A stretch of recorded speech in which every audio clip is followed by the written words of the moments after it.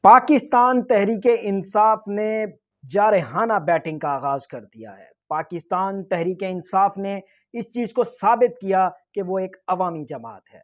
پاکستان تحریک انصاف کے ورکرز اور کارکن نے ایک اپیل کی تھی، ایک بات اٹھائی تھی سوشل میڈیا کے تھرو کہ اس انسان کو ٹکٹ نہیں دینا چاہیے جو ماضی میں ہمارے برے وقت میں، ہمارے مشکل ٹائم میں ہمارے ساتھ کھڑا نہیں ہوا تھا۔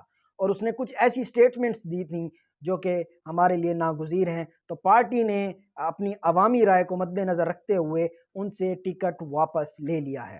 دوسری طرف اگر بات کرتے چلیں، پریس کانفرنس میں دیکھنے میں نظر آئی جس میں جارحانہ انداز اپنایا گیا۔ حامد خان نے انکوائری کمیشن کو ماننے سے انکار کر دیا۔ دوسری طرف پاکستان تحریک انصاف آج کڑک کے اندر جلسہ کرنے جا رہی ہے، اور ایک ایسا عظیم و شان جلسہ کرنے جا رہی ہے کہ KPK کی عوام کو تھوڑا سا بوسٹر دینے جا رہی ہیں۔ اسی طرح سنڈے والے دن پاکستان تحریک انصاف پورے KPK کے اندر ریلیاں نکالے گی۔ اس ریلیوں کے اوپر میں آلریڈی ایک ولاگ بنا چکا ہوا ہوں۔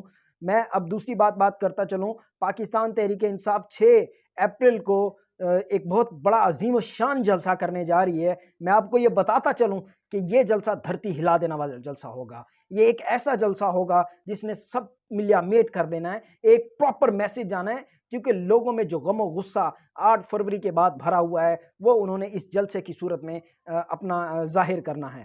اس کے بعد پاکستان تحریک انصاف 9 اپریل کو پنڈی کے اندر جلسہ کرنے جا رہی ہے، اور پھر اس کے بعد پاکستان تحریک انصاف کراچی میں بھی جلسہ کرنے جا رہی ہے، اور ادھر سے مولانا فضل الرحمان بھی 25 اپریل سے جلسے شروع کر رہے ہیں۔ تو اس وقت گورنمنٹ کے اوپر بہت بڑے لیول پہ پریشر آ چکا ہوا ہے۔